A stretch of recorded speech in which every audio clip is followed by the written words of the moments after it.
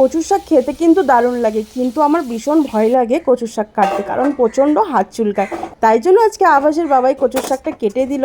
তারপর ভালো করে ধুয়ে কিন্তু এখানে ভাপাতে বসিয়ে দিচ্ছি অল্প একটু লবণ আর জল দিয়ে। গ্যাসের আজ মিডিয়াম করে কিন্তু কচুর শাকটা সিদ্ধ করতে বসিয়ে দিয়েছি। আর এখানে করব আজকে ইলিশ মাছের মাথা দিয়ে কচুর শাক।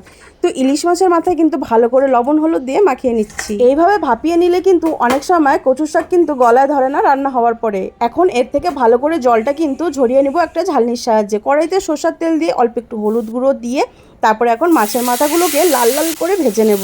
ইলিশ মাছের মাথা দিয়ে কচুর শাক রান্না করতে গেলে কিন্তু তেমন কিছু লাগে না, খুবই ইজি আর কিন্তু খুবই শর্টকাটভাবে হয়ে যায়। ইলিশ মাছের মাথা কিন্তু ভাজা হয়ে গেল। এখন সেই কড়াইয়ের মধ্যে দিয়ে দিলাম শুকনো লঙ্কা, তেজপাতা আর 5 ফোড়ন।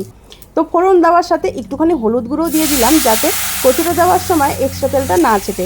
এখন ভালো করে ভেজে নেব। তারপরে দিয়ে দেবো স্বাদ মতো লবণ, হলুদ আর অল্প একটু শুকনো লঙ্কার গুঁড়ো, চেরা কাঁচা লঙ্কা দিয়ে এখন কিন্তু এটাকে ভালো করে ভেজে নেব।